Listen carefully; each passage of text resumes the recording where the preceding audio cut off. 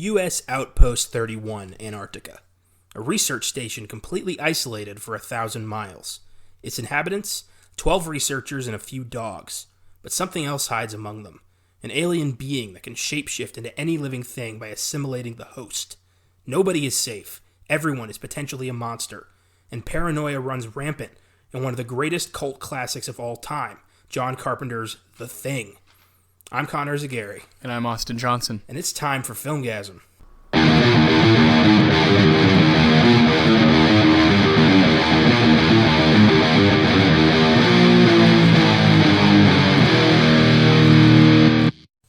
Happy Wednesday, horror fans. Got a fun one for you today. One of my absolute favorite horror movies still holds up after nearly 40 years thanks to great acting, brilliant writing, and some of the most incredible practical effects ever put to film. We hope you had fun with last week's Harry Potter episode. We know we didn't go too in-depth on each film. It was intended to be a bare-bones overview that provided us with an opportunity to talk about what the franchise meant to us personally.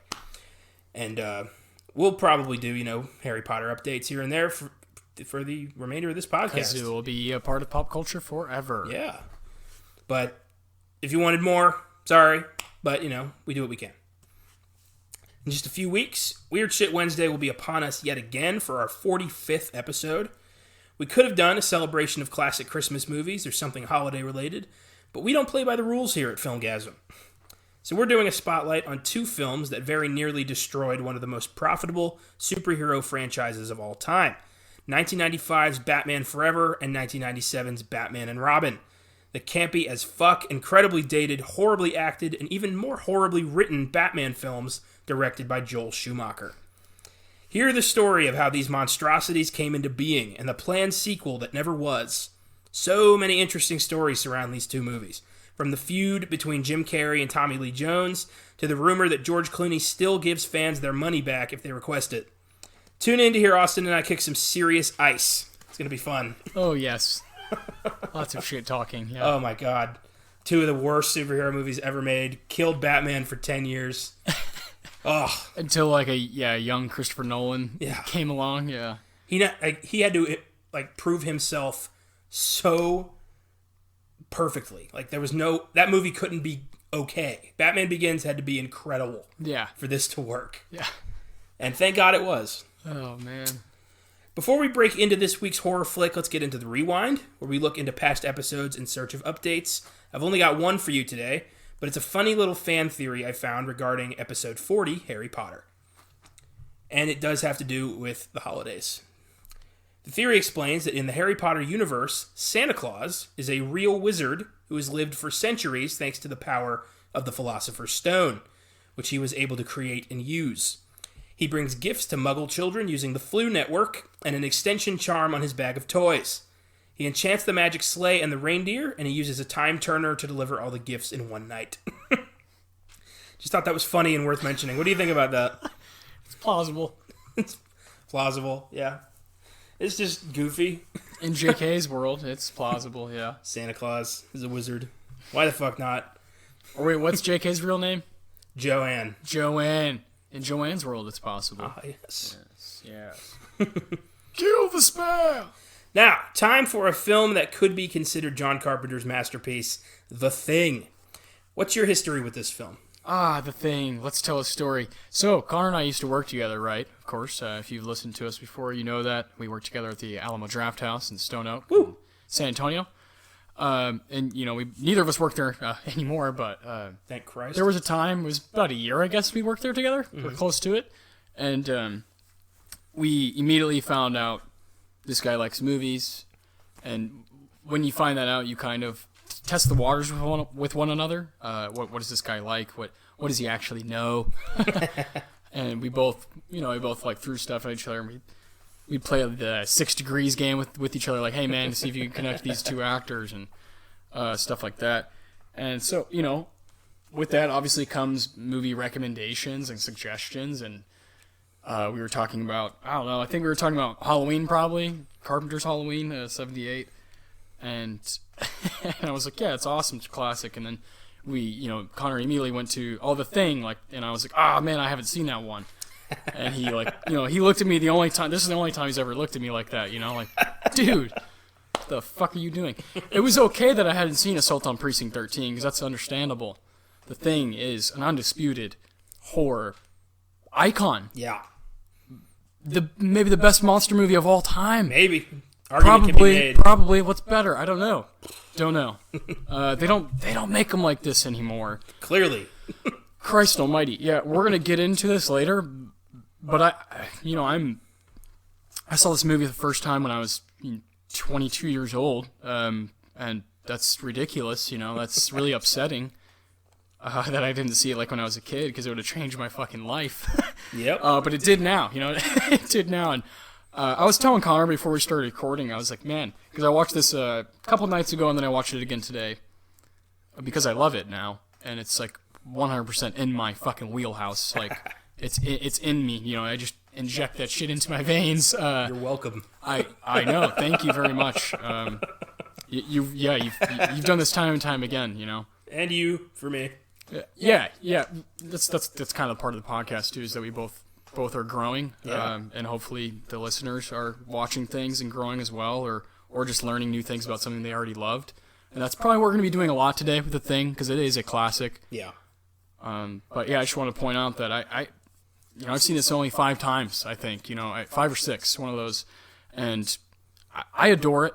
It's only going to get better and better to me, because it's obviously timeless. It's almost 40 years old, which blows your mind when you watch it now. And Kurt Russell. Oh boy, this guy. As a kid, all I knew him in was Miracle. So, yeah. Yeah, that's just some background, on The Thing for what it is for me. But now it's like, to me, one of the quintessential 80s movies. And horror movies, and monster movies, and Carpenter movies. And like you said, it could be seen as his masterpiece. We'll get into why that is later, but yeah. Sorry to ramble, but my God, it's a wonderful experience to be in Carpenter's world, like all in now. And I'm going to see everything, I love this man. I love him. He's a talented guy. And The Thing is one of his greatest achievements. Indeed. And not a lot of people thought that at the time, which is really sad. That happens, doesn't it? Yeah. We'll talk about. We have a good bonus coming for you later in the week. Yeah. We talk about that.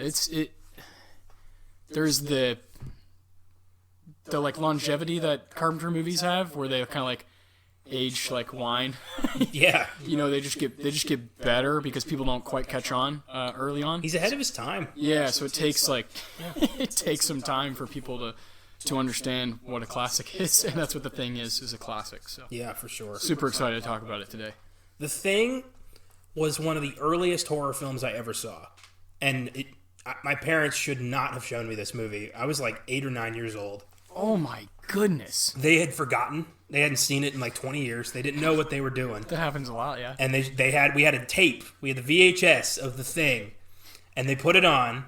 And at first I'm like, this is boring. Who are these, what's going on here? Why is there as a kid, what does that mean to you, the Norwegian guys? Yeah. And then the dog's head ripped open, and I'm like, oh, whoa. And the next thing I remember is my mom's hand flying over my eyes, and that's how I watched the rest of the movie. The best part of that story is they didn't turn it off. It's like, he'll be fine. He'll be fine. Just cover his eyes for those scary And it parts. fucked me up, because and I was really young, seeing some horrific shit in that movie. Yeah. And it pretty much, it helped shape my love of horror. So I'll always be indebted to this movie. That's incredible. I still give my mom shit about that. Like, remember when you showed me The Thing when I was a kid? If you had a kid, what age would you let them watch The Thing? Oh, fuck. 13, 14. Like actually watch. Yeah, sit down and watch it. I'm not showing this to my 9-year-old. No. Jesus Christ. Let's sit down and watch The Thing. Yeah, I'd be afraid to fuck them up. Yeah. I handled it well. I don't know how, I could give my kid night terrors. I don't know. That's what I'm saying. I was watching Miracle. Yeah. I knew who Kurt Russell was from the very beginning. Oh, boy. The Thing was released in 1982 and was a remake of the 1951 sci-fi horror flick The Thing from Another World. Have you seen that? I have not. I've always wanted to. Yeah, I want to get my hands on that for sure. We will definitely do an update on that one day. And that was directed by Carpenter's idol, Howard Hawks. Exactly, yeah. That film was based on the 1938 novella Who Goes There by John W. Campbell Jr., and Carpenter's movie is actually much more faithful to that novella. The film was initially a box office failure, grossing only $19 million on a budget of $15 million. A big reason for its failure was that it was released 2 weeks after E.T. the Extraterrestrial, which took a lighthearted, optimistic approach to alien visitors. The Thing, as we know, did not. Like most of Carpenter's work, The Thing found its audience later on with television and VHS. Since its release, critics have taken a new shine to it, as have audiences, and it's regarded as one of Carpenter's best films and one of the most influential horror and sci-fi films ever made. It has an IMDb score of 8.1 and a Rotten Tomatoes score of 84%.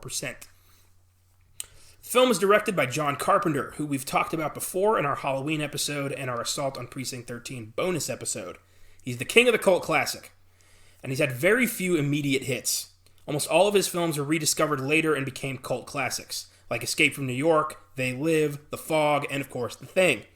The Thing was one of the rare instances where Carpenter didn't compose his own music, instead bringing on Oscar winner and film score legend Ennio Morricone, who remarkably won his first Oscar for 2015's The Hateful Eight, a film which incorporated some unused music from The Thing.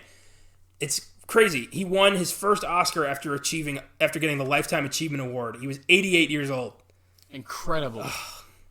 He was also nominated for Best Original Score for his work on 1978's Days of Heaven, 1986's The Mission, 1987's The Untouchables, 1991's Bugsy, and 2000's Malena. And he also won an honorary Lifetime Achievement Award in 2007, but he's perhaps best known for his work on Sergio Leone's Dollars trilogy, 1964's A Fistful of Dollars, 1965's For a Few Dollars More, and 1966's The Good, the Bad, and the Ugly. Arguably the most iconic Western score of all time. Yes.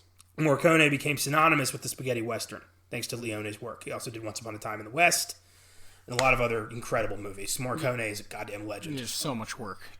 Quentin Tarantino has also incorporated some of his other film scores in his films Inglourious Basterds and Django Unchained. And one last tidbit, Morricone was nominated for a Razzie Award for Worst Original Score for The Thing. You believe that shit? God, his score is so perfect. It's just like that. That's all. It's so creepy. The Shining got a Razzie, right? Yeah. So, yeah. People just, I don't get it. The 80s, man, people didn't get it. Oh, no. People definitely didn't get what was good. The early 80s, it's like horror films couldn't catch a fucking break. Yeah, no. The remarkable special effects were done by Rob Bottin, who received an Oscar nomination for his makeup work on 1985's Legend, as well as a Special Achievement Oscar for his work on 1990's Total Recall. Some of his other special effects work include 1981's The Howling, 1983's Twilight Zone the Movie, 1987's The Witches of Eastwick, 1987's RoboCop, 1995's Seven, and 1999's Fight Club. Rob Bottin studied under legendary creature effect artist Rick Baker, the man whom the best makeup category at the Oscars was created, thanks to his magnificent work on An American Werewolf in London. When he was 14, Bottin sent Baker a fan letter with a picture he drew, hoping for an autograph. Baker was so impressed with Bottin's ability as an artist that he offered to take Bottin on as an apprentice. And I would say The Thing is Bottin's best work, and we have Rick Baker's great judgment to thank for it. The special effects in this movie will never be surpassed. It's unfucking believable still to this day. Yeah. It's all puppetry, practicality, Yeah. KY jelly, and raspberry jam. It's fucking brilliant. It's amazing. It's like some kids for a fucking science project. Yeah. It's so cool. And it's some of the freakiest monster effects ever. Yes. They've tried to replicate it with computers and they can't fucking do it. Nope. Nope. This was like the guy's like second or third movie. He was still studying under Rick Baker at the time, and Jesus, talk about, the student becoming the master. Yeah. Wow. Yeah. This was funny. The film was written by Bill Lancaster, whose only other screenplays in his career were for 1976's The Bad News Bears and 1978's The Bad News Bears Go to Japan. That's it. His entire career, those three films. How bizarre. What a strange bundle. That's awesome. The Bad News Bears Go to Japan, and The fucking Thing. What the hell? Awesome run. Yeah. That's amazing. Jesus. And he never did anything else. I'm out. I have done what I came here to do. Jesus Christ. Carpenter was approached about doing The Thing in 1976, but Universal chose Tobe Hooper instead, since Carpenter was an independent director and Hooper was under contract with them. You know Hooper as the guy who didn't direct Poltergeist. Yeah. Obviously. Yeah. He also is known for Texas Chainsaw Massacre, and we talked about him at length in Poltergeist. Producers were unhappy with Hooper's concept, and after a host of other pitches, Universal shelved the project. It was the success of 1979's Alien that brought interest back to the project, and Carpenter became considered due to his success with Halloween. Sci-fi horror became popular with Alien because people, the studios saw that this could win. Yeah. This could be profitable. The film stars Kurt Russell as helicopter pilot R.J. McCready, who takes charge of the situation and tries to keep everyone alive. Russell worked with Carpenter in 1981's Escape from New York, which turned Russell into an action hero in some circles. He was a Disney kid who no studio wanted as a leading man, but Carpenter fought for him. He later did The Thing, 1986's Big Trouble in Little China, and 1996's Escape from L.A. for Carpenter. He's had a wild career of great cult classics like Tombstone, Stargate, 3,000 Miles to Graceland, and Death Proof, just to name a few. Have you ever seen 3,000 Miles to Graceland? I have not. That's a weird fucking movie, but it's really cool. Awesome. I'm sure I would enjoy it. Kurt Russell and Kevin Costner are Elvis impersonators. Sold. Who are robbing a casino with a gang of Elvis impersonators. It's fucking crazy. Sold. I'm in. Russell's recently had a career resurgence after appearing in the Fast and Furious franchise as CIA mystery man Mr. Nobody, and in Guardians of the Galaxy Volume 2 as Ego the Living Planet. I personally love him in 1980s Used Cars. That's one of my favorites of his. What a call. So funny. Right before Escape from New York, right before he took off, Used Cars. Used Cars. Check that out, guys. Robert Zemeckis, hilarious movie. Wilford Brimley plays Blair, the biologist on site who first discovers the organism's properties and trashes the radio and chopper to ensure it doesn't escape. For the longest time, I didn't know Wilford Brimley was an actor.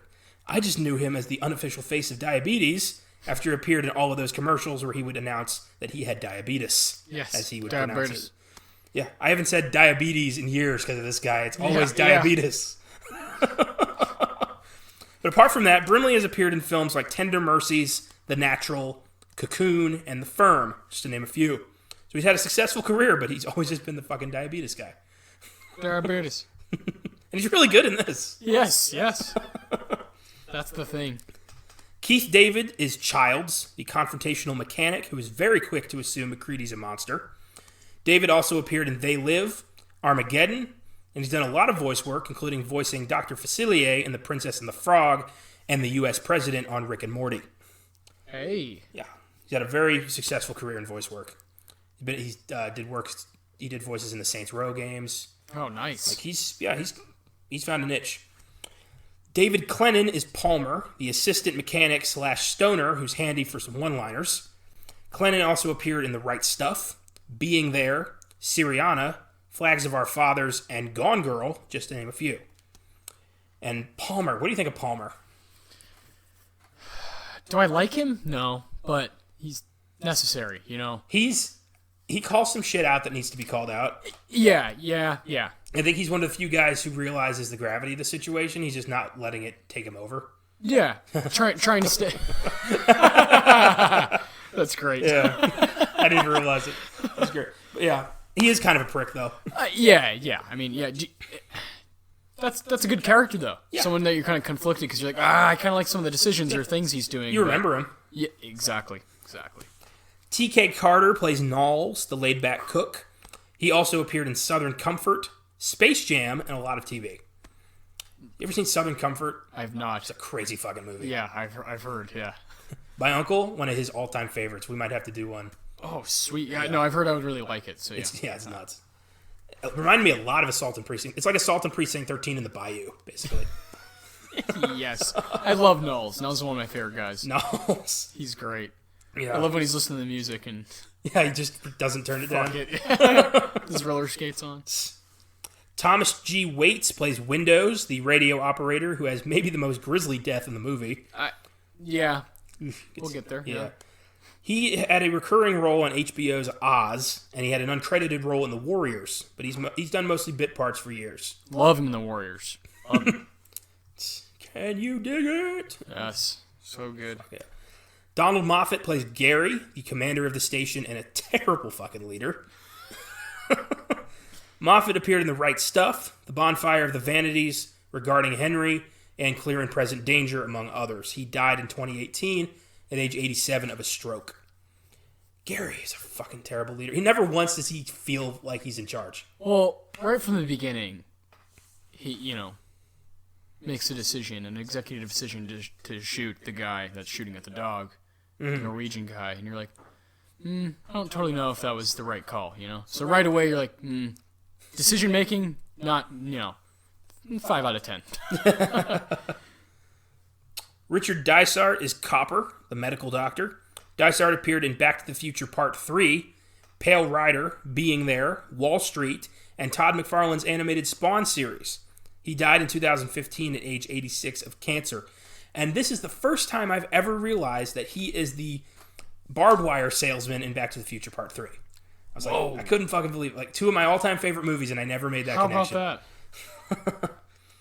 Charles Hallahan plays Norris, the geologist whose corpse begins arguably the most memorable scene in the movie.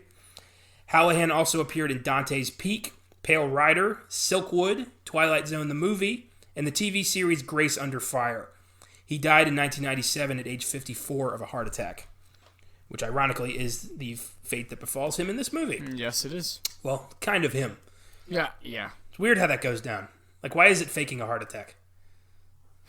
I don't know. We'll talk about that. Peter Maloney plays Bennings, the meteorologist.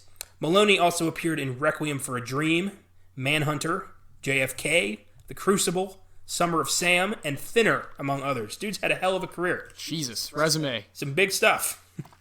And I can't tell you who he is in any of those movies, which is kind of sad. Yeah, you're like, but he's in them. I've seen 3 of them. I've seen 4 of those, and I don't fucking know. You're like, somewhere. He's there. Joel Polis plays Fuchs, the assistant biologist. Polis appeared in a lot of TV shows as one-off characters, didn't really do much. No. I like Fuchs, though. Yeah, Fuchs is a great character. Has his head on straight. I love all these characters. They all stand out. That's the craziest part. It's a great ensemble. Somehow, they all do with, like... Kurt Russell's the only guy to really take off, but all of them do great. Agreed. Finally, Richard Mazer plays Clark, the dog handler. Mazer appeared in Risky Business, My Girl, and he played adult Stan Uris on the 1990 miniseries It. Cool. And with all that said, let's tell this story. So, our primary setting is U.S. Outpost 31, Antarctica. Research team researching something. Ice, probably. And we see a Norwegian helicopter. Doesn't really matter. Doesn't matter. At all. That's that Carpenter's so fucking good at. It's like, the context doesn't totally matter, like why they're there or how they're there. It's just, they're there, so they gotta figure something out. Why are the cops moving out of the station in Assault on Precinct 13? Why is there nobody really hunting down Michael Myers in Halloween? Mm-hmm. Who fucking cares? It's a great movie. Just like life. Like, things just happen, man. You just gotta react. Yeah. Come on. Why is Loomis such a goddamn terrible doctor? All right. We see a Norwegian helicopter chasing down a sled dog. Epic. Yeah. Epic shots. This stuff doesn't happen anymore. The attention to detail on, well, it does happen occasionally. There's a movie, Ford vs. Ferrari, I think, like, recently where I was like, wow, they're really paying attention to every single fucking shot. And there are movies, of course, but this one, man, at the beginning of the film, the paying attention, you can't escape. There's nowhere to go. You're in Carpenter's mind already because you're like, the fuck? What is this copter doing so goddamn low to the ground, shooting at a dog, you know? You immediately don't know how to feel. They're not speaking English. There's no subtitles. You're like, what is happening?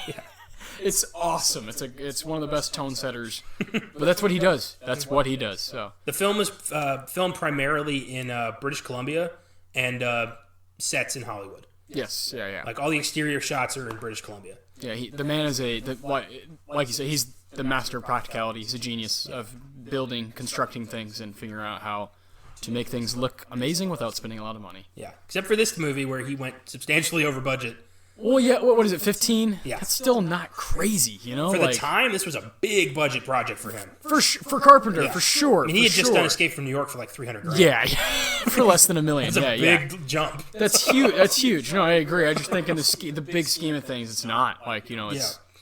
I'm so impressed by it for that price. I'm extremely impressed by it. Oh, big time.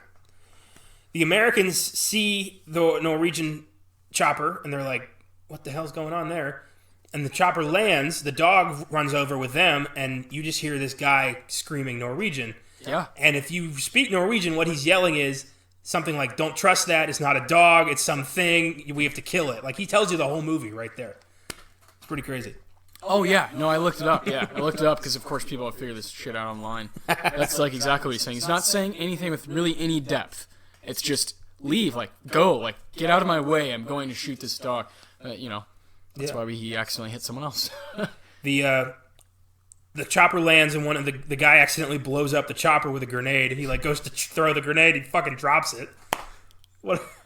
He's, like, trying to cover it up. Or, come on. That made me laugh. Snow. And the pilot, who's still alive, he fires a rifle, shoots one of the Americans in the leg, and Gary, the commander, shoots the guy in the head in self-defense. And everybody's just like, what the fuck was that? Why were these Norwegians chasing this dog? What's going on here? And let's just talk for a minute. How fucking good is that dog? That dog can act. Yeah. That dog deserves the Oscar. It freaked me out how well that dog didn't feel like a dog. Like, he was acting like something else. Oh, the dog would even... It would, like, look around in an alien way. And then, like, the copter would go over it and be like, fuck you, I'm going to go the other way now. Because the copter then would have to turn and, like, turn really wide. And the dog's like... The scenes where it's, like, in the dog cage with the other dogs and it's just, like, you know, like, looking at them. Oh, dude. Like, fucking robotic. I don't understand. How did they train that dog? It's amazing. I don't know. It's like he had the camera on the dog the whole time. And he's like, eventually, we'll get what we need. That fucking husky, man. God. I want that dog to get, like, an honorary award. Yeah. Oh, it's brilliant. Yeah, man, I can't say enough about this tone that is set right away. Lassie, eat your heart out. We got a new dog heartthrob in town. Jesus. Oh, man. So, the helicopter pilot, R.J. McCready, and the doctor, they want to know what the hell happened, so they leave to go investigate the Norwegian base where these guys came from. Of course they can't ask them because they're both dead now. Yeah. Which is what I'm saying about the leader, Gary, is like, why are you shooting the guy? We probably need information from him. He's not, I don't know, but he shot one of them. But I get his instinct to want to protect his guys. Protect his guys, but I feel like after he shoots them, I watched this very critically today, and I adore it, but I want to know kind of your input on it. Like, after he shoots him, yes, I would be in self-defense mode, like, yeah. But I feel like there's enough time in between where no one does anything, and he keeps walking past them, because I think you see Knowles, or I can't remember who you see, who's, like, in the snow. He's, like, in, like, a pile of snow next to him, and he's like, what the fuck is going on? Just like we are. You kind of see him for a second react to it, just like you are, like, because he doesn't understand what they're saying either, just like we don't, you know, these guys. And then he keeps walking, and he's just walking after the dog. He doesn't shoot any other people. The Norwegian guy. He doesn't even point his gun at any other people. He just like keeps walking after the dog. I don't know. I don't know. He didn't kill anybody. It seemed like I would want to know what the fuck is going on. Like, I would question. A grenade just went off. You know, this guy's shooting after a dog. What is the deal? I kind of want to know what he's doing. Maybe shoot him, but don't shoot him in the face.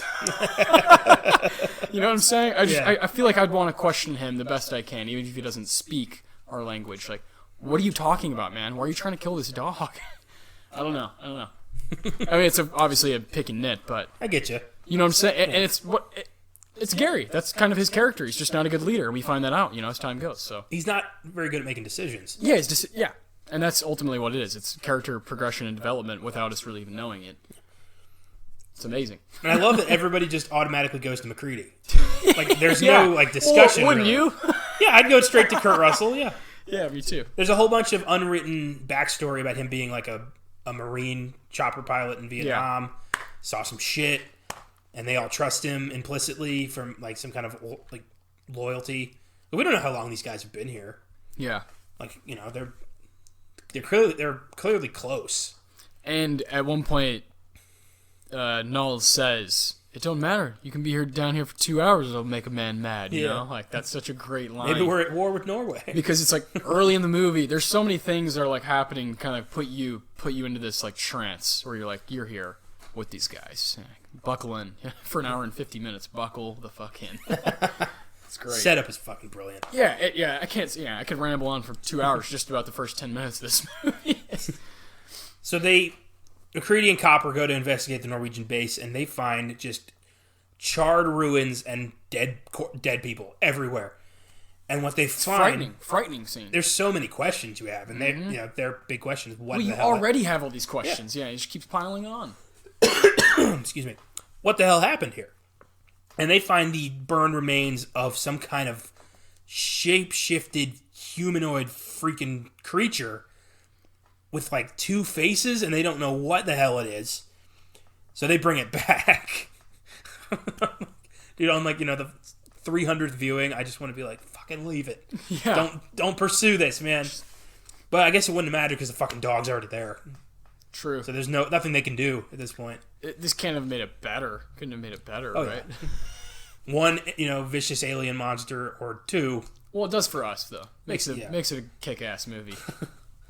And when they get back, the biologist Blair performs some autopsies, and he finds a normal set of human organs on this thing. And then the dog has just been running around the base this whole time. And then Clark puts it in the kennel with the rest of the dogs. And all of the dogs are immediately like, whoa, red alert, that's not one of us. And it's a great scene because you start hearing this weird hum. And the new dog starts shaking, and then it just opens up into this freakish monster that starts like sucking up the dogs. It's so vicious and so brutal. You never see this happen to dogs. No. Talk about setting your goddamn tone. Yes, dude. I'm all about it, man. I'm not like advocating like, hurting animals but I like weird shit in movies, and stuff that's like you said, who does that with a dog? Who makes it like completely rip itself open from inside out, and there's like that noise. I can't get it out of my head. I never will. but I love it, it's captivating as hell. That's an understatement, but my God, that is frightening. Easily the scariest dog scene of all time. We talk a lot about the special effects. We don't really talk that much about the sound effects. But the sound editing in this is fucking great. Right up there with it. Like the guttural roars this thing makes. It's unbelievable. It's perfectly inhuman. Mm-hmm. And you could be not know a lick of English, watch this movie, and know exactly what's fucking going on because of the sounds and because of the music. Yeah. And that's huge. It like breaks barriers. It like breaks the storytelling and that's Carpenter, man. That's him. You never get a sense of evil about this creature either. It's like it's just pure animal instinct. Yeah. It's survival. Instinct is the best way. Yeah. It's fucked up, but it's survival. That's what it has to do. Yeah. I have my own theory that this is not what was flying that ship. I think this is a biological weapon created by the alien that was flying the ship. Oh, okay. And it killed the alien, absorbed it, and now has been running free. That's what I think happened. That's plausible for sure, yeah. I don't know, just... It's fun to think about.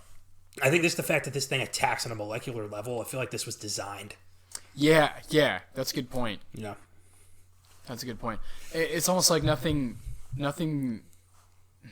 human or nothing like nothing living that wasn't made by like a man or like an alien, like you said, would be able to operate off instinct like that so quickly. Nothing natural. Everything is like too selfish. It feels like a weapon, like a search and destroy infiltration weapon. More of an automatic, rather than Like this is something you drop into enemy territory. No emotion, no hesitation, no surrender. Jesus Christ. I'm picturing like just like backstory on this thing where it's just wearing like a green beret bandana, holding like an M16, just like we're in the shit now. Just crazy alien Vietnam. Face down in the muck. Ugh.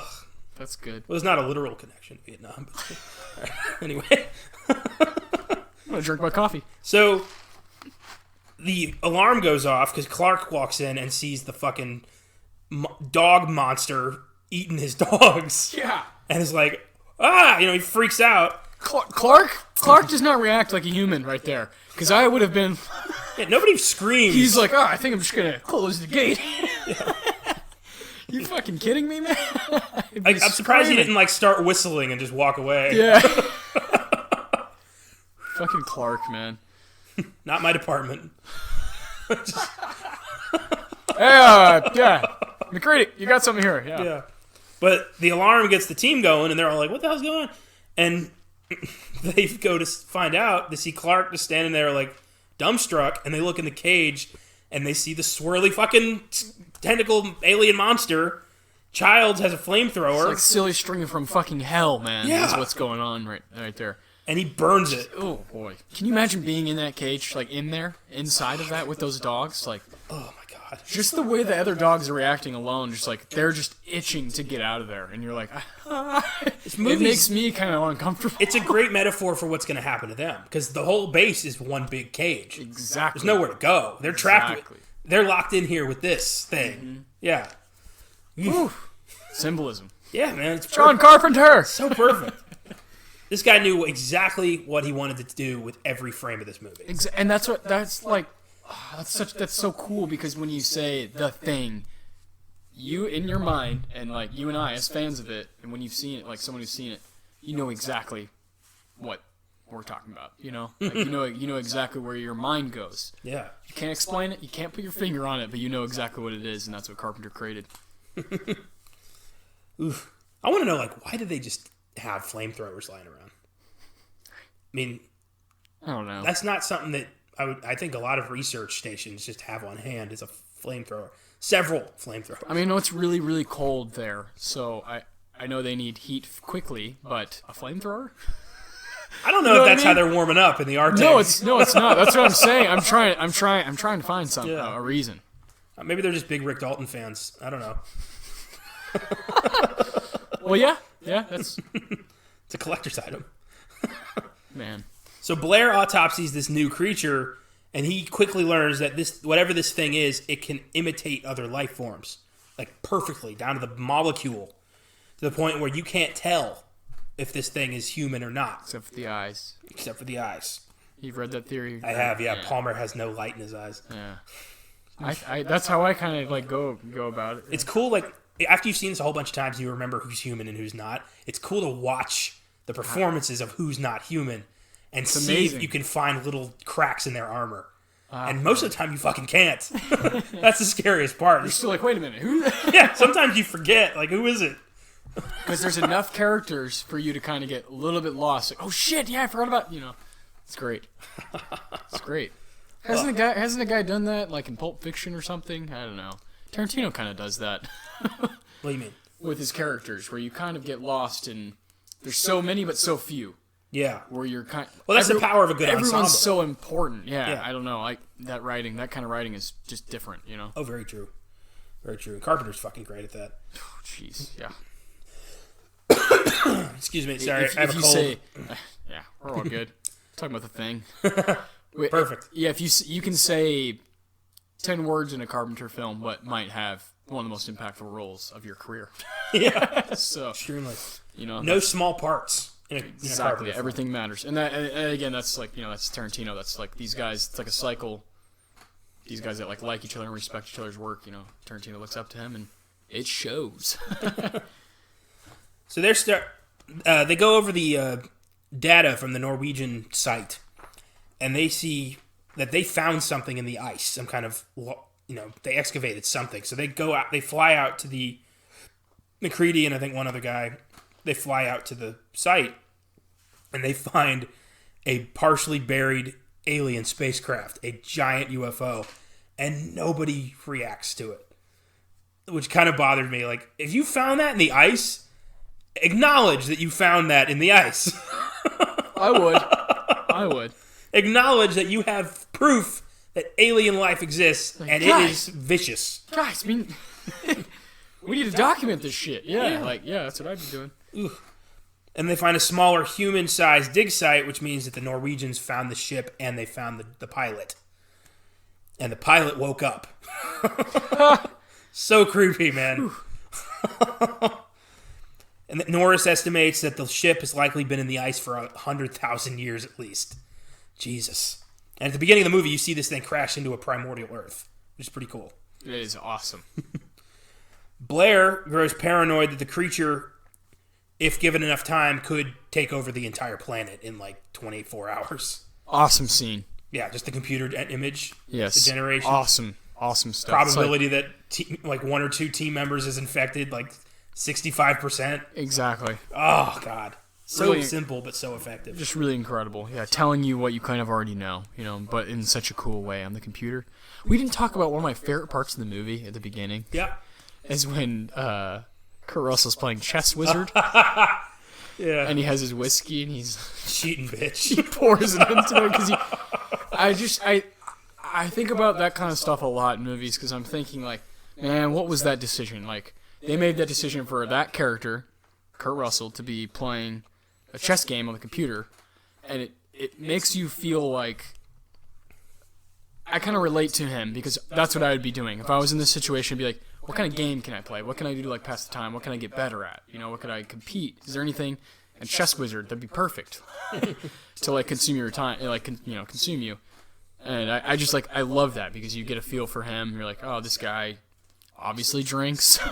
He's a bit arrogant. Yeah, and you're just like Doesn't like to lose. He's playing chess on the computer. This is great. Yeah. And the voice of the chess game is Adrian Barbeau. Yeah, that's mainly what I was setting up. Yeah, Pretty it's cool. great.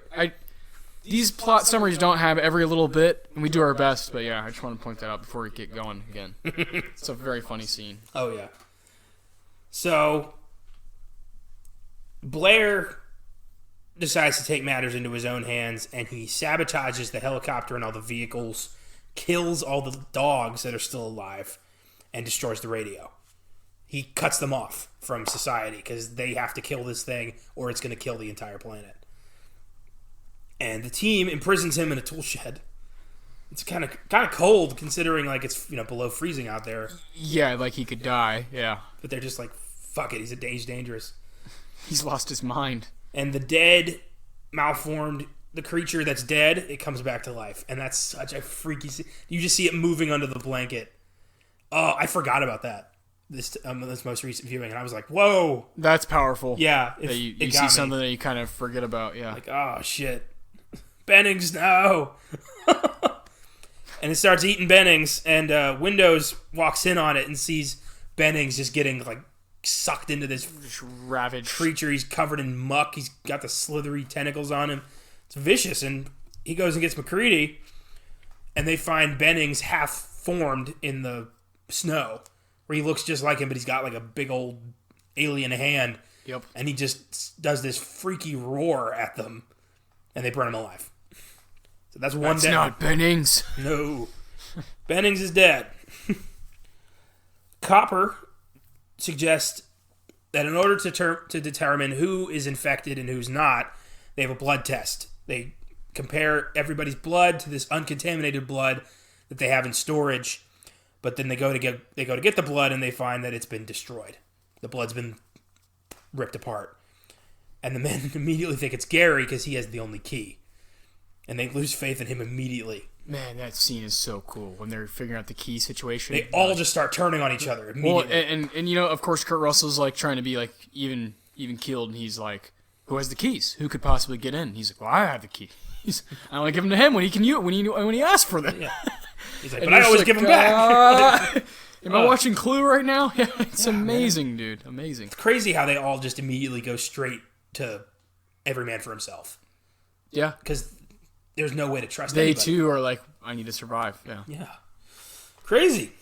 So McCready takes command of the situation. He's in charge now. And he makes it clear to Childs. He was like, no. Someone who's a little more even-tempered is going to have the weapon. I love that. He's just like, well, might as well be me. McCready's like, no. It's going to be somebody who can think their way through this. Stop that, yeah, because you react way too hastily, Childs. I love that McCready even let them have a choice. Yeah, I know. It's like great. it was going to be anybody Like else. it was going to be a vote, yeah. Awesome. McCready, Windows, and Knowles find Fuchs' burnt corpse, and they surmise he committed suicide to avoid getting eaten by this thing. But so he killed himself by burning himself alive? Yeah, that's not... I don't know. That's not how I'd go out. No, I hope I wouldn't go out like that. Fuck it. Just burn yourself? No, I just don't see that. That's like jumping into a meat grinder feet first. Like, that's a bad idea. Yeah, to kill yourself. Eesh. But, I mean, maybe he was freaked. Windows returns to the base while McCready and Knowles go investigate McCready's shack, because last time he was there, he turned the lights out. I love that. And on their way back, Knowles cuts the line and leaves McCready in the snowstorm, thinking he's been assimilated after he finds McCready's clothes in the shack. Yeah. Torn. Because this thing rips through your clothes when it transforms. But that's so interesting, because we know McCready's human. So the fact that this thing planted that is pretty remarkable. Yeah. It's planning ahead. They're like, I need to make them question the only guy they don't question. This alien is giving them a red herring. That's remarkable. Incredible. It's a game of chess. Chess wizard. And, big old flamethrower and this bundle of dynamite is basically, whiskey in the CPU. Right here. Sure. Oof. So the team debates, should we let McCready back inside? Is he human? How do we know? But McCready breaks in and just makes that decision for them. Yeah, he's like, no, guys, I'm taking charge here. And he picks up a bundle of dynamite and is like, you light me up, you light this up, and we all go. So what's it going to be? And during this, Norris has a heart attack. And that leads to possibly my favorite scene in the movie. It's so fucking grisly. They go to resuscitate Norris, and they got the defibrillator, and Copper goes to defib, and his chest turns into a giant fucking mouth and bites off Copper's arms. Incredible. Jesus Christ. It's so brutal, man. It's shocking. Ugh. Still, it always will be. Yeah. Because there's not any time for you to, blink. It's just, it just happens. It's amazing. I love it, because, nobody even considers Norris being the infiltrator. Oh, no. Everyone thinks it's McCready. Exactly. But that's what I want to bring up. Like, why would this thing fake a heart attack if it's in control here? I don't know. Because all this does is reveal that he's one of them. Yeah. I feel like there's no... he has nothing to gain from that. I don't know. Does he really care? Or maybe... Maybe he's I'm going to win. Maybe this is anarchy to him. This is chaos. He's just enjoying this. Going to win. Do I look like a guy with a plan? And then this green shit comes out of his mouth cap or his chest cavity. I don't know what that shit is. There's that shot where you can see the head hanging off the table. Oh, what a shot! That roar of the thing, tongue, its head just ripping off its body with this roar, and everyone's just freaking out. It's wonderful. It's really wonderful. It's it's artistic. It's really amazing. Yeah, McCready incinerates the giant creature, but the head gets away by becoming a spider. Jesus. Anarchy! I love Palmer's just you gotta be fucking kidding. It's perfect. Ugh. Apparently Kurt Russell loves that line and laughs every time he hears it. If you ever see him, you know what to say. And McCready burns that up too, and now they're like, fuck. That was crazy. So McCready has a plan. And Clark tries to jump him, and McCready straight up shoots him in the face. Yeah. Which is pretty nuts. Hey. And he doesn't feel guilty about that at all. No, that's when you're like, okay, we don't know what this guy's done before, prior to this life. Yeah. Yeah, kind of like Escape from New York. You're like, who is this guy really? If he's able to do that with no hesitation, I don't know. I think that sometime after this, McCready joined the Marines, lost an eye, ended up in New York Penitentiary. I don't know. And then coached a hockey team. Started calling himself Snake. Was a long-haul trucker for a while, did some stuff in Chinatown. He's had an interesting life. Stopped drinking, started smoking. Yeah. And somehow became a man. giant planet god in space. You never know. Hey, Kurt Russell. I'll tell you sometime. Awesome. So he's gonna. He starts thinking that when he saw the thing's head come off and like run, scurry away. Yikes. Yikes. Yeah, man. Just fuck that, dude. Like, It's fuck so that. grisly. I would just lose my mind. I'd freak out, man. Norris I'd want lost to kick his that mind, thing too. so hard. I don't know. Have you watch Workaholics ever? No. I tried. I couldn't get into it. That's fair. I'm not into it anymore. I used to be like heavy into it. There's an episode where they get their house gets infested by rats, and they just are like, we have to get rid of them. Like, and so they just start kicking them, and that's how I feel about this monster. Is I just feel like I would want to kick it as hard as I can, kind of like Vince LaSalle in Recess. Yeah, just fucking whack that thing. I don't know. Fuck that. I'd be afraid to touch this thing. You just run, or Yes. yeah, but you're trapped, dude. You're trapped. I will take my What, you chances gonna go outside? in the fucking tundra against this son of a bitch. Yeah. Jesus Christ. They will find me frozen to death. But I will not turn into one of these. I will not get eaten by the fucking dog face. It's not going to happen to me. Spider thing. Oh, God. I'm not ending up in Norris's chest. It's not happening to me. Oh, God. I got to see this on the big screen a few years ago. Oh, nice. They did a showing at Draft House around winter. I went with my grandpa and my That's uncle. great. And we just had a great fucking time. Oh, I'm sure. Yeah. 3 generations and just enjoying this movie. Yeah, that's awesome. But McCready realizes that because this thing tried to scurry away, every piece of this thing is an individual life form with its own instinct Its to own survive. organism, yeah. So you could you could threaten any piece of this thing, and it will freak out and try to scurry. So he takes blood samples from everybody in there and starts testing it with a heated piece of wire. And this is a scene that has been parodied in so many different things. People look at this as one of the most brilliant bits of horror ever, and they're not fucking wrong. Oh, because they all think it's Gary. Yes. And McCready's convinced it's Gary. He's like, you're the only one who could have gotten to the blood, so we're going to do you last. And he puts the wire in Palmer's blood, and it freaks out. Yep. And Palmer's like, well, jig's up, and starts morphing. And they're all tied to him, and they're like, get the fuck out of Yeah, here. they're like on a bench. Come on! And the fucking flamethrower won't work. Oh, God. That's what you get. Oh, man. Ugh. So good. So freaky, man. Just when the thing just pops out of the blood, like, oh, Jesus Christ. That noise was spot on. I did my best. But, like, freaky Monster Palmer grabs Windows by the head and starts shaking him around. Jesus Christ. Brutality. And, that infects Windows, and so McCready has to kill them both. Burns Palmer and Windows to death with the flamethrower. Ugh. And Childs is left on guard while the others go to test Blair with this method. And they find that Blair has escaped the shed.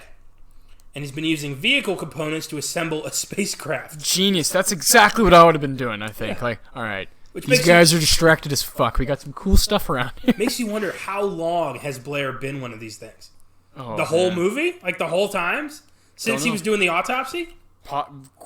Definitely possible. Yeah. God damn. I love that scene earlier where they go to talk to Blair. And Blair's like, hey, I want to come back inside. Yeah, come on, man. Let me back inside. I've calmed down. Yeah, that's not human right there. Human Blair would be like, what the fuck are you guys doing to me? Yeah. Let me back in. It's fucking freezing out here. Yeah. The alien Blair's, trying to be subtle. Come on. Let me back in. Yeah. You're going to be fine. Ugh. I want to come back inside. It's cold. So they start realizing the survivors, I think it's McCready, Childs, Knowles, and that's it, I think, right? Yeah. And Gary. And Gary, I was going to say, and old boy Gary. They realize that they're probably not making it out of this alive. They got to take this thing down by any means necessary.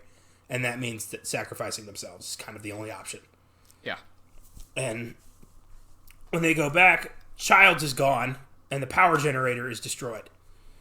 McCready realizes that the thing is probably intending to go back into hibernation and wait for the rescue team. It froze for 100,000 years and it was fine. What's another, a month? Yeah. So MacReady, Gary, and Knowles go to detonate the entire station to destroy the thing, and they blow up the whole goddamn base. But as they're setting explosives, Blair comes out of nowhere and kills Gary by, pushing his hand into his face. It was so freaky. Incredible.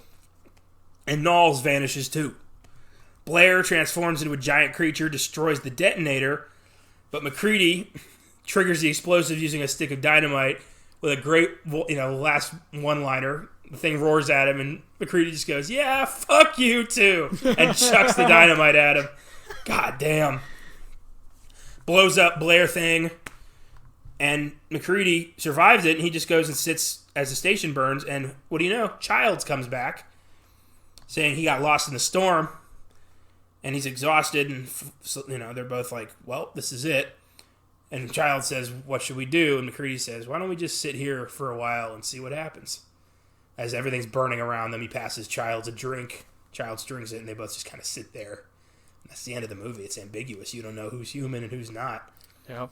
So what do you think? Do you think Childs is the thing? Yes. Yeah.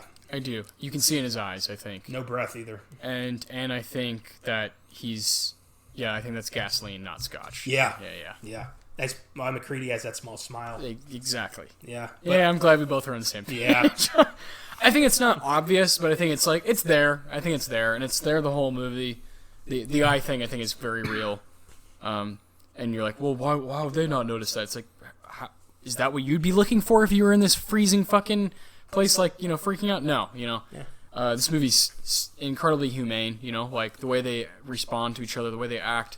And they never make that connection with the eyes. That's us. They never realize that. Exactly. That's what I'm saying. Is it's really amazing. Over time, of course, people are going to dissect the shit out of anything, and especially movies we love. And The Thing is a movie we love, and I think it's definitely Childs, and which is awesome. It's such a brilliant ending. I love it. I love how they're like, just sit here for a while. Have you seen the? I think it's. I don't know if it's a post credits or like a deleted ending. Have you seen that one? One of the dogs runs into the Arctic. Oh, okay. It's like, fuck. Yeah. It's going to get the civilization. Yeah. For sure. It's a dog, yeah. You can't stop this thing. It's biological. Brilliant. That's The Thing. One of the best movies fucking ever, man. It's amazing. You could as soon as it's over, you could put it right back on again and watch it again. Yeah, exactly. Yeah, I would love to watch it right now. Yeah, it's man. one of those. Just put it on. I'm good. You'll see me in a couple hours. So there was a video game made in 2002 called The Thing. It was a continuation of the movie, and it follows a special forces team sent to Outpost 31 to find out what happened to the research team. It was released on PlayStation 2 and Xbox. Didn't do very well because they were going to make another one and they didn't. I do have this game. I've played a bit of it. It's okay. But apparently it explains what happened to MacReady and Childs. MacReady got rescued. Childs froze to death. He was human.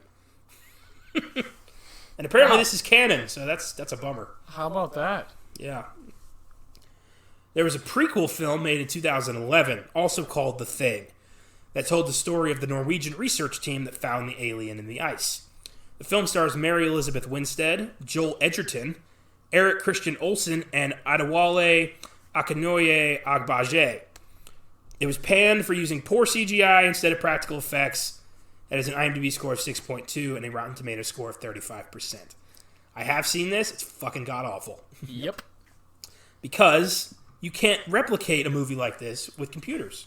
You just can't do it. It's impossible. It looks fake. It is impossible. It's insincere. And yeah, I know they're going to remake this again someday, and I don't want them to. Of course they are. But I know that's ironic considering this is a remake. But it's a remake that stands out, did its own thing, Mm-hmm. So here's some Filmgazm facts. Number 1, John Carpenter has stated that of all his films, this is his personal favorite. Sweet. That's awesome. That's interesting. Through all of his stuff, I would have thought Escape from New York would be his favorite. But yeah. I think he hates Halloween. I wonder why. Because it was popular. I don't think he didn't like being famous. He didn't want his name to be out there He just want to make his movies, do his music, and just fuck everything else. move on, yeah. Number 2, in 1982, before its release, Fangoria magazine had a contest. People were asked to draw the thing to see if anyone could guess what it was going to look like. The winner won a trip to Universal Studios, and I'm guessing nobody won that trip. Because who the fuck would have guessed this? True, yeah. Well, how would you draw one version of, you know what I mean? Like, there's no way. I gotta imagine, like, some kid drew, like, a head with some spider legs, and they're like, fuck, close. Like a weird dog thing, yeah. Yeah. Jesus. Or Binnings with a claw. Number 3. The Sci-Fi Channel planned to make a 4-hour miniseries sequel in 2003, but nothing ever came of it. And number 4. Part of the fear instilled into the thing came from the AIDS epidemic that was making itself known at the time. The idea that you couldn't tell who was infected just by looking at them, only blood tests would reveal it, was not lost on John Carpenter. And I've never thought about that, but this movie is a very interesting metaphor for the AIDS epidemic. Of course. Carpenter. Jesus. And I give this movie a 10. It's one of the greatest horror masterpieces ever made. Yeah, it's a 10 for me as well. I thought about that for a long time. What exactly makes it a 10? And that would be that I've seen it now, multiple times, and each time it grows, like, exponentially. My adoration for it, new things I learn about it, my new appreciation for the past couple of years of Carpenter, all these things factor into it. Yeah, it's a pretty much a perfect movie.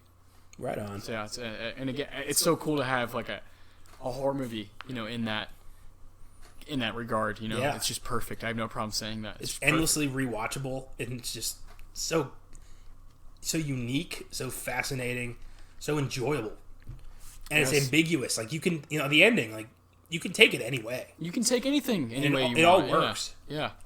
Yeah, wonderful. It's awesome. So what do we got for Friday's bonus? Friday's bonus is really special. This is the first time we have an outside guest. Yes, we do. This will be the first time it's not just you and I recording. We have My lovely uncle, uncle Sean. Yeah. my screenwriter Sean Bridges has agreed to participate in our bonus episode on Friday because it's one of his all-time favorite movies, and he has some great insight on this. He does. It's also a John Carpenter, and it's Escape from New York. 1981's Escape from New York. Yeah, obviously Kurt Russell, obviously John Carpenter. So it seemed really easy to choose this one. Yeah. And like you said, it was a good opportunity to get Sean on board, and I look forward to talking to him again. Yeah. We've recorded this already. It's a kick-ass bonus. Yeah. I'm super excited for people to listen to it. I'm proud. I'm really proud of this week. These are two awesome movies. And we're gonna keep coming, keep the Carpenter coming. That's for sure, man. Oh hell yeah! Right on, man. So let's take a look at what happened this week in film. Oh boy, and did stuff happen? Oh my god! First up, let's talk about the many trailers that were dropped this week. Yeah. Exciting. We got the full trailer for Mulan. I think it looks great. I think it looks really cool too. Yeah. I think it's interesting that they're doing their own story. That's new for this whole thing. And it looks like it's... That's kind of what I think they need to do. I agree. Is not necessarily change it. You don't need to change everything, but have a new story. Kind of surprise us. Don't do like The Lion King where it's like... Just by the numbers. Yeah, that's not fun that's not fun for half the people watching it. No. Maybe the kids who haven't, who are like really young who are watching it. That's just unfair to a lot of people who are seeing it, Mm-hmm. So yeah, I'm excited. Mulan's one of my favorite Disney movies already before, but now with this whole live action thing, I'm excited for it. Oh, for sure. Then we have the Black Widow trailer, which looks interesting. Yeah, I'm on board because Marvel can do no wrong in my eyes. Yeah, well, I'm on board big time because I love her to death, and it's one of my favorite characters. I think they waited way too long to give Black Widow her own movie. I think Agreed. it's a bit overdue, and I'm wondering if it might be too late. Yeah. Is it past due? Yeah. We'll see. But, it's got a great supporting cast. Florence Pugh, Rachel Weisz, David Harbour. Oh, yeah. We're going to get to see the Taskmaster for the first time. Awesome folks out here. Yeah. Pretty sweet. It's a prequel, obviously, because, she's dead. Spoiler alert, but that's not my fault at this point. Next up, we have the trailer for No Time to Die, the new James Bond movie, long awaited, Daniel Craig's final performance. And it looks fucking awesome. Yes, it does. I'm very excited for that, of course. It's a direct sequel, which is weird for James Bond. Direct sequel to Spectre. Lea Seydoux and Christoph Waltz both returning. Yes. Christoph Waltz as like a Hannibal Lecter style Blofeld, which will be really cool. Super excited. $1 million. He escapes from prison. Rami Malek is one of his guys or something. He's his son or some shit. But I'm excited. I love the James Bond franchise. I'm excited to see what Cary Fukunaga does to the franchise. And this is it for Craig. So this is it. Yeah, super Bring excited. it on. I'm excited to hear who does the theme song. I can't wait. That's always fun. I heard they were talking to Adele about doing another one. Oh, that'd be great. I do like if it's different though, just to have different artists. It's I've fun. always wanted Florence and the Machine to do it. That'd be great. Yeah. That'd be great. Next up, we had the trailer for Free Guy, a weird-looking movie starring Ryan Reynolds as a NPC, a non-playable character, who realizes that his life is a video game, and he starts breaking the rules. Very strange idea. It looks interesting. I feel like without Ryan Reynolds, this would be kind of a flop, but I think he's going to make it worth watching. Yeah. I'll probably go see it. Yeah, just because Why not? after Deadpool, he kind of has my attention. For sure. He's hilarious. Next up, the trailer for Wonder Woman 1984. I want to like this, but I feel like they're taking some weird chances here. Yeah. Why is Chris Pine back? I get that he was popular, but I don't want it to mess with the story, you know? Yeah. And what is the story, even? Like, where is the continuity with any of this now that DC's kind of pulled the plug? No idea. So I don't... Who fucking knows, man? But, you know, I mean, Patty Jenkins is directing it. Gal Gadot did a great job in the first one. Mm-hmm. I'm sure it'll be good. It's going to do well, yeah. And finally, Ghostbusters Afterlife. The surprise Ghostbusters movie that was announced earlier this year seems to have been fast-tracked, or they were filming it in secret and never told anybody. Finally sees the return of Bill Murray, Dan Aykroyd, Ernie Hudson, Sigourney Weaver to the franchise. Harold Ramis unfortunately passed away, and Rick Moranis will not come out of retirement. But, you know, you got to work with what you got. Exactly. Newcomers Paul Rudd, Finn Wolfhard, other people who I don't remember. Yeah, lots, yeah. Directed by Jason Reitman, son of Ghostbusters director Ivan Reitman. I think it's going to be great. I'm wicked excited. Looks like, yeah, the trailer looks like there's like tender care taken, you know. Yes. Yeah, which, you know, Reitman, obviously. Oh, for sure. It's going to be awesome. Great trailers. We got a lot of trailers this week. Yeah, I know. Next up, Disney is working on a spin-off of their live-action movie Aladdin, which would focus on the briefly seen and forgettable Prince Anders, played by Billy Magnuson. Who is this for? Not me. I saw Aladdin. I don't remember who the fuck Prince Anders is. He's in like one scene. He's the only white dude in Agrabah. Why are they making a movie out of him? Like, who cares? He's the only white dude in Agrabah. He's relatable. Oh my god. Fuck that.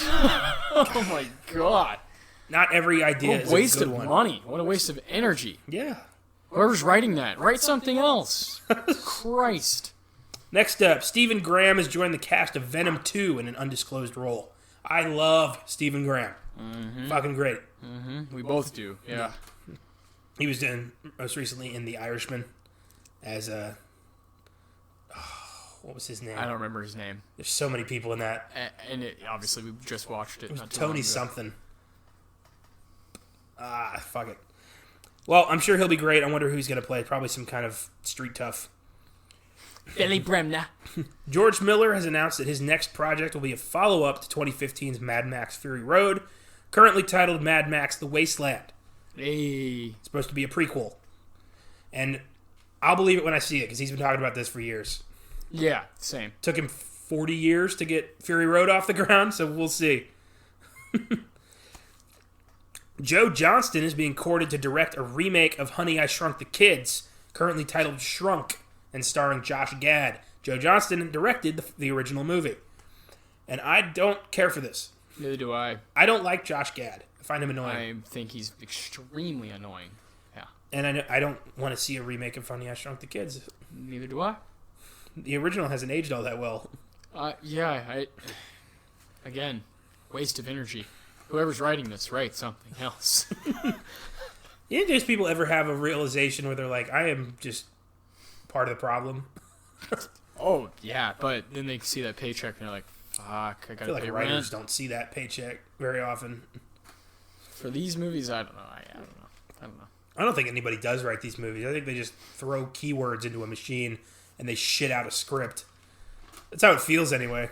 Have you seen Under the Silver Lake? No. There's a scene where there's a guy who like talks about, he's like, you don't have to see it, but he's playing the piano and singing all these songs, and he's like, I made all these songs, I'm the talking like that, like all these things. You're like, can we get some nuance, some originality, please? Please? Disney has announced that they are working on a new Planet of the Apes movie, now that they own the film rights.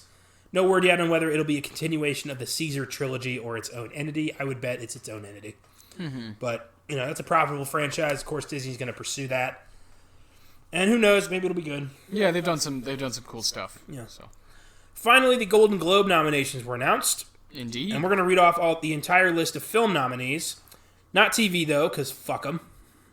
Yeah, I just don't give a shit. Like there's just so many, like, what? Like, you're giving... Yeah. I just don't care. All the TV shows I watch, they don't care about. Best Motion Picture Drama. 1917, Joker, Marriage Story, The Irishman, and The Two Popes. Interesting. 1917's not out yet. I am very much looking forward to that. Yeah, I can't wait. Sam Mendes, yeah, I mean... Two Popes also comes out on Netflix this month. Correct. Very excited. I'll be watching that one as well, yeah. Best Motion Picture Musical or Comedy. Dolomite Is My Name, Jojo Rabbit, Knives Out, Once Upon a Time in Hollywood, and Rocket Man. You've seen all of those. I have. I've seen all of those except for Knives Out. I'm about to watch Knives Out soon, though. Yeah, I just don't understand the whole comedy musical thing. It's the Globes. Who fucking cares? It's the Hollywood Foreign Press, yeah. You guys just, like, have some fucking growing up to do, basically. Like, what are you, 10? This is just that you can stroke your ego with celebrities. Yep. Best Motion Picture Animated, Frozen 2, How to Train Your Dragon, The Hidden World, Missing Link, The Lion King, and Toy Story 4. The Lion King made me laugh because I guess it is all animated. It's supposed to be live action, but it's animated. Not a strong group of films there. Not really. Toy Story 4's got it in the bag. Oh, God, yeah. Yeah, not even close. Best Motion Picture Foreign Language, Les Miserables, Pain and Glory, Parasite, Portrait of a Lady on Fire, and The Farewell. All I've heard are great films. I've seen The Farewell. We got to see The Farewell. I saw Parasite. What else is on there? Les Miserables. I haven't seen that. Portrait of a Lady on Fire. I definitely plan on seeing that one. Yeah. And Pain and Glory with Antonio Banderas. Yeah, that looks amazing. Best Actor Motion Picture Drama. Adam Driver, Marriage Story. Antonio Banderas, Pain and Glory. Christian Bale, Ford v Ferrari. Joaquin Phoenix, Joker. And Jonathan Pryce, The Two Popes. Interesting list. The Two Popes is getting a lot of attention. Yes, it is. I think Joaquin's got it in the bag, frankly. Best Actress Motion Picture Drama. Charlize Theron, Bombshell. Cynthia Erivo, Harriet. Renee Zellweger, Judy. Saoirse Ronan, Little Women. Scarlett Johansson, Marriage Story. Interesting bunch. Mm-hmm. Best Actor Musical Comedy. Daniel Craig, Knives Out. Eddie Murphy, Dolomite Is My Name. Leonardo DiCaprio, Once Upon a Time in Hollywood. Roman Griffin Davis, Jojo Rabbit. Taron Egerton, Rocket Man. I did not expect Roman Griffin Davis to get a nomination. Neither did I. That's lovely, isn't it? Yeah. You know? That's like one of the only good things about the Globes is that like a guy like him gets a chance because there's all these fucking categories, you know? Yeah. It's funny. And it's cool that like, you know, the Globes, which last year they were like huge in awarding, you know, Bohemian Rhapsody, and then the Oscars gave Rami Malek. But they obviously didn't overlook Rocket Man, and that's cool, you know, that they appreciate a film like that. So, because I really like Edgerton's performance in that. Yeah. Best performance by an actress in a motion picture, musical, or comedy. Ana de Armas, Knives Out. Awkwafina, The Farewell. Beanie Feldstein, Booksmart. Cate Blanchett, Where'd You Go, Bernadette. Emma Thompson, Late Night. Just what? What? Placeholder. Like, oh my goodness, man, this category. I feel bad. I've seen like Booksmart, Beanie Feldstein, awesome movie. She's awesome. Jonah Hill's sister, actually. Great movie. In what world are we gonna like put her in the same? I just don't understand why she's like up for a Golden Globe. I don't get it. Yeah. Like they're just stretching. Emma Thompson, Late Night. I'm like, what in the fuck? Here's a girl. Yeah, here's a woman who's been nominated for an Oscar back in the 90s. You know, Sense and Sensibility, and like is an awesome British performer. And I'm like, that just seems almost disrespectful to her. Like, what is this? This category is stretching so far to like, ooh, I guess we'll pull that one. Yeah, I think that performance is good enough. Like, I don't. It's almost like giving a ribbons out for participating. Yeah. Because there's too many. It makes it feel less prestigious because it's just there's too many. There's too many. I agree. Best Supporting Actor in a Motion Picture: Al Pacino, The Irishman; Anthony Hopkins, The Two Popes; Brad Pitt, Once Upon a Time in Hollywood; Joe Pesci, The Irishman; Tom Hanks, A Beautiful Day in the Neighborhood. It's a strong group of dudes there. Oh, yeah. Brad Pitt. All winners.